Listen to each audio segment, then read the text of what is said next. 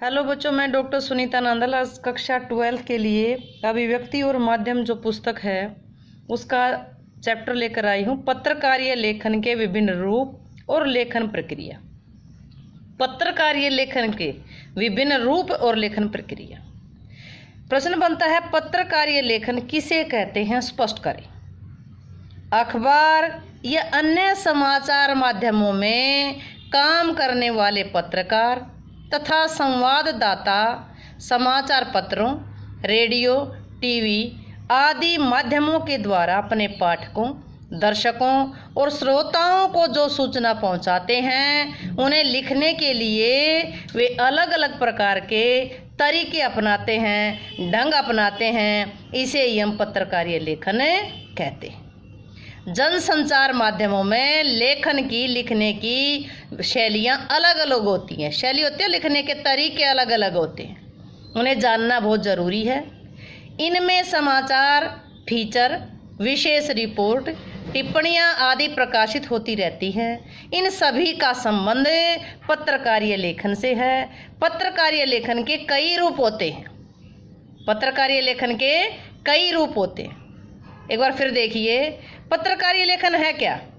अखबार और समाचार माध्यमों में काम करने वाले जो पत्रकार हैं, संवाददाता हैं, चाहे रेडियो हो, टीवी हो, कोई भी माध्यम हो, उसमें पढ़ने वाले और देखने वाले, सुनने वालों के लिए जो सूचनाएं पढ़ाते हैं, उन्हें लिखने के लिए अलग अलग प्रकार के तरीके अपनाते हैं। उन तरीकों को पत्रकारीय लेखन कहते हैं। पत्रकार कितने प्रकार के होते हैं? पत्रकार 3 प्रकार के होते हैं। पूर्णकालिक, पूरे समय के लिए; अंशकालिक, थोड़े समय के लिए; फ्रीलांसर। पूर्णकालिक क्या होता है? पूर्णकालिक पत्रकार किसी न किसी समाचार संगठन का नियमित रेगुलर कर्मचारी होता है और उसे वेतन आदि सारी सुविधाएं मिलती हैं। मतलब किसी संगठन का ये नियमित यानी कि कर्मचारी होता है, उसे वेतन मिलता है, तनख्वाह मिलती है, सारी सुविधाएं मिलती हैं। अंशकालिक क्या है? किसी भी संगठन द्वारा, किसी भी कौन सा संगठन? समाचार संगठन द्वारा एक फिक्स सैलरी होती है, एक उनकी तनख्वाह फिक्स होती है कि इतने रुपए भाई हम आपको महीने के देंगे। वो अंशकालिक पत्रकार है, कुछ समय के लिए है कि आपको महीने में इतने रुपए देंगे, आपको ये काम करना है। फ्रीलांसर क्या है? ये पत्रकार का किसी विशेष समाचार संगठन से संबंध नहीं होता, वो अलग अलग समाचार पत्रों के लिए लिखता है, बदले में उसे कुछ पारिश्रमिक प्राप्त होता है, कुछ पैसा मिलता है। मतलब फ्रीलांसर क्या है? किसी एक के लिए नहीं, इसका संबंध किसी एक से नहीं होता, अलग अलग समाचार पत्रों के लिए लिखता है। उसके बदले में जो समाचार पत्र वाले हैं वो उनको पारिश्रमिक देते हैं, कुछ पैसे देते हैं। पत्रकारीय लेखन का संबंध देश तथा समाज में घटने वाली समस्याओं से होता है कि देश में क्या घटना घट रही है। पत्रकार तत्कालीन घटनाओं का वर्णन लिख करके समाचार संगठन को भेजता है। उसे पाठकों की रुचियों का ध्यान रखना होता है। वो हमेशा इस बात का ध्यान रखता है कि उसका लेखन विशाल जनसमूह के लिए है, ना कि किसी एक विशेष वर्ग के लिए। उससे ये आशा की जाती है कि वह सहज, सरल और आम बोलचाल की भाषा का प्रयोग करे। लंबे लंबे वाक्यों का प्रयोग उसे नहीं करना चाहिए, ना ही अनावश्यक विशेषण और उपमाओं का प्रयोग करना चाहिए। ये था पत्रकारीय लेखन। नेक्स्ट क्वेश्चन है, समाचार कैसे लिखा जाता है? बहुत ही इंपॉर्टेंट क्वेश्चन है, ध्यान से देखिएगा। पत्रकारीय लेखन का सबसे सर्वाधिक जाना पहचाना रूप है समाचार लेखन। प्राय पूर्णकालिक और अंशकालिक पत्रकारों द्वारा अधिकांश समाचार लिखे जाते हैं। पहले पढ़ चुके पत्रकार के प्रकार में। पूर्णकालिक और अंशकालिक पत्रकारों द्वारा अधिकांश समाचार लिखे जाते हैं, जिन्हें संवाददाता या रिपोर्टर भी कहा जाता है। संवाददाता या रिपोर्टर भी कहा जाता है। इनके द्वारा अखबारों में प्रकाशित अधिकांश समाचार एक विशेष प्रकार की शैली में लिखे जाते हैं। इन समाचारों में किसी घटना, समस्या, विचार से संबंधित महत्वपूर्ण तथ्य, सूचना या जानकारी को प्रथम प्रघटक यानी कि पैराग्राफ में लिखा जाता है। अब देखिए ये कि सबसे पहले समाचार लिखने की शैली कौन सी है। एक तो सीधा पिरामिड शैली, सीधा पिरामिड शैली ये एक ट्रायंगल की तरह होती है, एक त्रिभुज की तरह होती है। ये है कथात्मक लेखन। इसको उलट देंगे तो ये उल्टा पिरामिड शैली, ये उल्टा पिरामिड शैली। उल्टा पिरामिड शैली में समाचार का ढांचा कैसे लिखा जाता है? पहले तो इंट्रो यानी कि उसका इंट्रोडक्शन, उसका परिचय या उसका मुखड़ा, फिर उसका बॉडी और फिर उसका समापन लिखा जाता है। समाचार हमेशा उल्टा पिरामिड शैली में ही लिखा जाता है। उसके बाद उस पैराग्राफ, जो पैराग्राफ था, ये तो एक तो सबसे पहले तो महत्वपूर्ण जो चीज़ें होती हैं वो पहले पैराग्राफ में लिखी जाती हैं। उसके बाद उस पैराग्राफ में कम महत्वपूर्ण सूचनाएं दी जाती हैं। ये प्रक्रिया समाचार समाप्त होने तक जारी रहती हैं। इसे समाचार लेखन की उल्टा पिरामिड शैली कहते हैं, जैसे मैंने आपको अभी बताया। ये समाचार लिखने के लिए लोकप्रिय और उपयोगी शैली मानी गई है।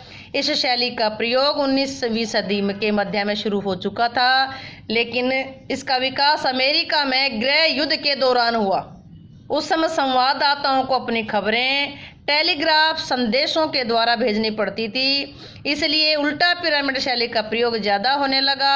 आज लेखन तथा संपादन की सुविधा को ध्यान में रखते हुए ये शैली कौन सी? उल्टा पिरामिड शैली समाचार लेखन की मानक शैली बन गई है, परंतु कथात्मक लेखन में सीधा पिरामिड शैली का प्रयोग किया जाता है। अब छोटे क्वेश्चन में क्या बनेगा? कथात्मक शैली का प्रयोग किस में होगा? सीधा पिरामिड शैली। सीधा पिरामिड शैली कौन सी होगी? जो सीधी ट्रायंगल होगी। उल्टा पिरामिड शैली कौन सी होगी? जो उल्टी ट्रायंगल होगी। नेक्स्ट क्वेश्चन देखिए, समाचार लेखन के 6 ककार कौन कौन से हैं? समाचार लेखन के कितने ककार, कितने क्वेश्चन बनता है ककार कितने? 6। इन 6 ककारों का उत्तर देने की कोशिश की जाती है। सीधी सी बात है कि एक सूचना मिली कि कहीं कोई दुर्घटना हुई, एक्सीडेंट हुआ। पहला क्वेश्चन होगा क्या हुआ। दूसरा है किसके साथ हुआ। सूचना मिली है किसी पत्रकार को, तो पहला क्वेश्चन होगा क्या हुआ कि एक्सीडेंट किसके साथ हुआ? ट्रक के साथ। कहाँ हुआ? जगह बता दी। कब हुआ? कितने बजे हुआ? कैसे हुआ? भी आमने सामने था, गलती किसकी थी? क्यों हुआ? भी उसने शराब पी रखी थी। तो क्या, किससे, कहाँ, कब, कैसे और क्यों, ये है समाचार लेखन का के 6 ककार। क्या, कौन, कहाँ, कब, क्यों, कैसे। क्या हुआ, क्या हुआ, किसके साथ हुआ, कहाँ हुआ, कब हुआ, क्यों हुआ, कैसे हुआ। उदाहरण देखिए, क्या मतलब एक बार ध्यान से देखिएगा। क्या कि 9 मरे 60 घायल। कौन? आम नागरिक। कब? 13 फरवरी को। कहाँ? पुणे में ओशो आश्रम के पास। कैसे? आग लगने से। उदाहरण स्रोत थे महाराष्ट्र के गृह मंत्री, मुंबई पुलिस कमिश्नर प्रत्यक्षदर्शी। भाई कहाँ से पता चला आपको? आपको पता कैसे चला? इन्होंने सूचना दी। ये सूचना देने वाले हैं महाराष्ट्र के जो गृह मंत्री, मुंबई पुलिस कमिश्नर। उनके आंखों के सामने ये घटना घटी थी, तो उनसे सूचना मिली है। तो ये जो ककार वाला जो पार्ट है पूरा हुआ। तो आप समझे कि समाचार लिखने के 6 ककार कौन से हैं? क्या, किसके साथ, कहाँ, कब, कैसे और क्यों। समाचार के मुखड़े यानी कि जो उल्टा पिरामिड शैली में था का जो पहला पार्ट था समाचार का मुखड़ा यानी कि इंट्रो, अर्थात पहले पैराग्राफ या घटक में 3 या 4 ककारों के आधार पर कुछ पंक्तियों में खबरें लिखी जाती हैं। इसके 4 ककार हैं, क्या, कौन, कब और कहाँ। ये उल्टा पिरामिड शैली है। इसका पहला जो घटक है ये इंट्रो या मुखड़ा है। इसमें 4 ककार आते हैं।